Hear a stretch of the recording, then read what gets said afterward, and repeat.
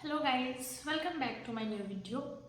तो जो बच्चे मेरे चैनल पे नए हैं वो मेरे चैनल को सब्सक्राइब कर लें ताकि जो भी इंफॉर्मेशन मैं आप लोगों को देना चाहूँ वो जल्दी से आप लोगों तक पहुँच जाए। और आप लोगों को भी कोई क्वेश्चन हो तो आप मुझसे पूछ सकते हैं। बिहार पुलिस से रिलेटेड मैं कोशिश करूँगी कि जो जितना मैं जानती हूँ उतना मैं आप लोगों को अच्छे से बता पाऊँ ताकि कोई भी प्रॉब्लम नहीं हो आप लोगों को। तो आप भी कुछ स्टूडेंट हैं जिनको थोड़ा बहुत प्रॉब्लम है, कुछ जानना है मुझसे, तो उनको उनको मैं उनका जो कमेंट आया है उनको मैं बता रही हूँ। आप लोग सुनिए ध्यान से। आप लोगों का बहुत सारा क्वेश्चन इससे सॉल्व हो जाएगा। डाउट जो भी मन में है वो ख़त्म हो जाएगा। तो कोई सिमरन कुमारी है, हाँ, जिनका क्वेश्चन है कि 2004 डेट ऑफ बर्थ जिसका है, उसका वो फॉर्म फिलअप कर सकता है क्या अब? तो 2004 अगर आपका डेट ऑफ बर्थ है तो अब जो भी वैकेंसी आएगी उसमें आप उस फॉर्म को आप आसानी से फिलअप कर सकते हैं। उसमें आपको कोई प्रॉब्लम नहीं होगा। अब 2004 आपका डेट ऑफ बर्थ है तो पक्का है कि आपने 12th कर लिया होगा या फिर इस बार करोगे। तो हाँ, आपका उसके आप जो भी फॉर्म आएगा उसको आप आसानी से भर सकते हो। उसमें आपका कोई प्रॉब्लम नहीं, कोई दिक्कत नहीं होगी। आप अच्छे से पढ़ाई कीजिए ताकि आप करेंट एज में जल्दी से जल्दी आपको नौकरी हो जाए। अभी आप 12th का पढ़ाई कर ही रहे हो, उसका वो ढेर सारा आपके दिमाग में ऑलरेडी होगा पढ़ा हुआ। ज़्यादा मेहनत आपको नहीं करना पड़ेगा। आप अच्छे से बस लगे रहिए और फॉर्म आएगा, फॉर्म फिलअप कीजिए और अच्छे से जल्दी से कम उम्र में नौकरी कीजिए। इसके बाद है विनय सक्सेस क्लास। उनका क्वेश्चन है कि बिहार एसआई के लिए बुक कौन सा बेटर होगा? तो बिहार एसआई के बारे में ज़्यादा कुछ तो मैं नहीं बता सकती हूँ क्योंकि वो मैं खुद अभी प्रिपरेशन ही कर रही हूँ, तो ज़्यादा कुछ उसके बारे में मुझे नहीं पता। लेकिन जहाँ तक मैं जानती हूँ वो मैं आपको बता दे रही हूँ कि आप सबसे पहले एक क्लास खरीद लो कोई सा भी, जहाँ से आपको अच्छा गाइडेंस मिल सके, जहाँ से आपको ये पता चल सके कि आपको क्या पढ़ना है, उसका सिलेबस क्या है, कौन सा चीज़, कौन सा बुक, कौन सा टॉपिक ज़्यादा यूजफुल होगा। इसके लिए आप एक कोई क्लास परचेज कर लो जहाँ से आप आसानी से इस चीज़ के बारे में जान सकते हो। और रही बात बुक की, तो उसका भी वही बुक है। आप क्राउन पढ़ लो और ये सार संग्रह जो एनसीईआरटी का, ये बहुत इंटरेस्टिंग बुक है। ये पढ़ोगे तो आप बोर फील नहीं करोगे और ज़्यादा से ज़्यादा चीज़ आप पढ़ सकते हो, ज़्यादा से ज़्यादा जानकारी आपको मिल सकती है। तो ये जो बुक है वो काफ़ी यूज़फुल है और काफ़ी इंटरेस्टिंग है। ये पढ़ के आप कभी बोर फील नहीं करोगे। थोड़ा भी पढ़ोगे तो आपका मन करेगा कि और पढ़ूँ इस टाइप का। तो ये बुक है एनसीईआरटी का। सार संग्रह है और स्पीडी है, क्राउन है, ये सब ऑनलाइनर टाइप जो आप आसानी से अच्छे से पढ़ के बहुत सारा क्वेश्चन कवर कर सकते हो। इसके बाद है दीपक कुमार। इनका क्वेश्चन है कि बिहार पुलिस के लिए कौन सा बुक पढ़े? तो आप लोगों को बताऊं मैं कि अगर किसी भी कंपटीशन का आप प्रिपरेशन कर रहे हो तो उसका बुक सब एक ही जैसा होता है। ऐसा नहीं है कि कोई चीज़ ऐसा जिसके लिए स्पेशल बुक हो। आपको पढ़ाई उतनी ही करनी पड़ेगी। आप बीपीएससी का प्रिपरेशन कर रहे हो तब भी आपको वही चीज़ पढ़ना है। आप बिहार पुलिस का भी प्रिपरेशन कर रहे हो तो भी आपको वही चीज़ पढ़ना है। तो इसके लिए भी मैं आप लोगों को मैं वीडियो बनाई हूँ इस चीज़ पे, इस टॉपिक पे स्पेशली, कि कौन सा बुक ज़्यादा यूजफुल है, कौन सा चीज़ पढ़ना चाहिए, ये सब। लेकिन मैं भी आपको बुक बता दे रही हूँ, दीपक कुमार जो भी है उनको, कि इसके लिए भी आप जीके जीएस के लिए वही सार संग्रह पढ़िए, एनसीईआरटी पढ़िए, क्राउन पढ़िए, स्पीडी पढ़िए, सब कोई भी आप अच्छे से किसी भी चीज़ को आप अच्छे से कवर कर लीजिए। इससे आपका जीके जीएस कवर हो जाएगा। और मैथ्स का ज़्यादा क्वेश्चन रहता नहीं, 8 से 10 क्वेश्चन रहते हैं और वो नॉर्मल मैथ्स रहता है। उसमें आपको परेशान नहीं होना है, आप आसानी से उसको कवर कर लोगे, आसानी से बना लोगे। फिर भी आप RS अग्रवाल का बुक मैं बोलूँगी पढ़ने, क्योंकि वो मैं खुद पढ़ी हूँ ज़्यादा। और भी बहुत सारे अच्छे अच्छे टीचर हैं जो अच्छे अच्छे बुक्स, बहुत सारा बुक्स के बारे में बताते हैं।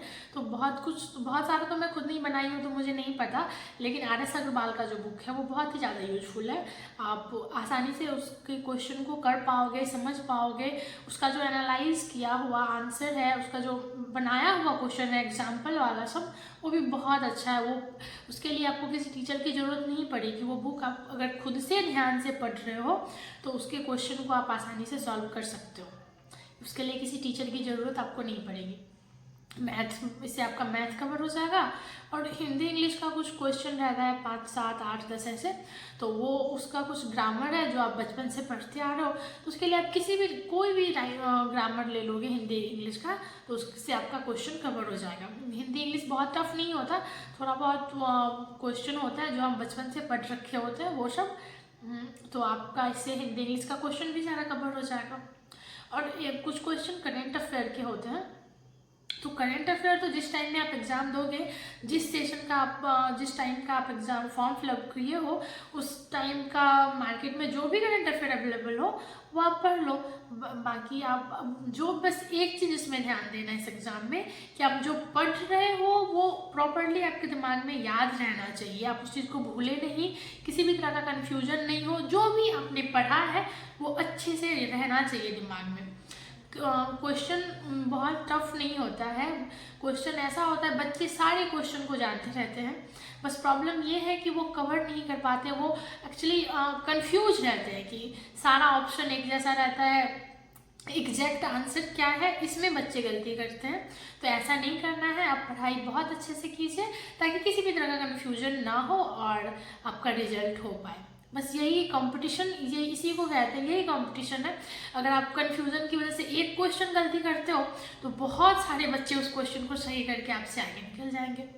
तो इस चीज़ पे हमेशा ध्यान रखिए। आप क्वेश्चन, आप जो भी पढ़ाई करो, आप थोड़ा ही पढ़ो, बस उसको प्रॉपर्ली बहुत अच्छे से पढ़ो ताकि उस टॉपिक पे आपको कोई हरा ना सके। आप उस टॉपिक से आपको कोई कितना भी क्वेश्चन दे तो आप उस चीज़ को कवर कर पाओ। इस चीज़ का हमेशा ध्यान रखिए और इस तरह से पढ़ाई कीजिए।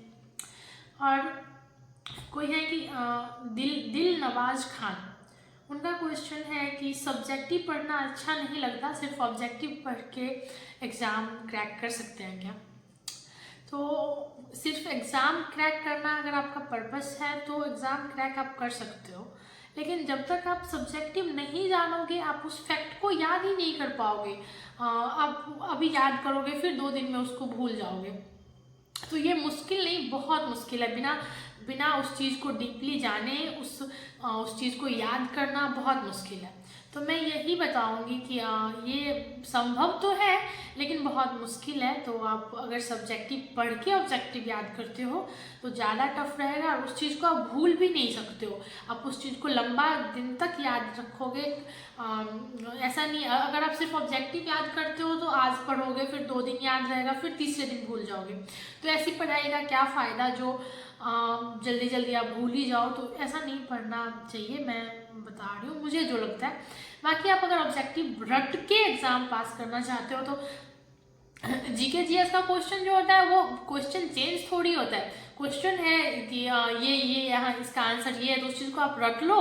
हो सकता है आपके एग्ज़ाम टाइम में वो चीज़ पूछे तो आप एग्ज़ाम पास भी कर पाओ, लेकिन ये चीज़ थोड़ा सा मुश्किल है। मैं बोलूँगी कि आप सब्जेक्टिव पढ़िए, सब्जेक्टिव पढ़ के ऑब्जेक्टिव याद कीजिए, बहुत ज़्यादा यूजफुल होगा आपके लिए। और उसके बाद आपको उस चीज़ में कोई हरा नहीं सकता है, आप अच्छे से एग्ज़ाम क्रैक कर सकते हो और कोई भी एग्ज़ाम क्रैक कर सकते हो। और है आलोक कुमार, इनका क्वेश्चन है कि 2025 तक वैकेंसी आएगी क्या? तो देखिए, अभी तक का जो रिकॉर्ड है उसमें ये है कि जहाँ तक मैं जानती हूँ कि ये वैकेंसी लगभग हर साल आती है। जब से मैं जानती हूँ कि हर साल आ रही है, मैं देख भी रही हूँ, तो वहाँ 2025 में भी आने की पूरी संभावना है कि 2025 में भी ये वैकेंसी आएगी। बाकी हमारे यहाँ की सरकार है वो क्या करेंगे उसका कोई वो नहीं है कि कब आएगी वैकेंसी, एग्जैक्टली मैं नहीं बता सकती हूँ, ना मैं गारंटी ले सकती हूँ। लेकिन हाँ, चांस है कि ये वैकेंसी 2025 में भी आएगी। आप पढ़ाई करते रहिए, लगातार अच्छे से पढ़ते रहिए, ताकि अगर वैकेंसी आए तो आप एग्ज़ाम क्रैक कर पाओ, आप नौकरी कर पाओ। यही मैं बोलूँगी। और फिलहाल तो इतना ही, नहीं तो वीडियो लंबा हो रहा है। आप लोग और इस एग्ज़ाम से रिलेटेड और भी कुछ पूछना हो तो हमें कमेंट कीजिए, हम आप लोगों के क्वेश्चन का आंसर देंगे, जहाँ तक हो सके आप लोगों के क्वेश्चन का आंसर देंगे। तो फिलहाल इतना ही। बाकी बात मैं आप लोगों को और भी जो कमेंट है वो मैं आप लोगों को अगले वीडियो में बताऊँगी।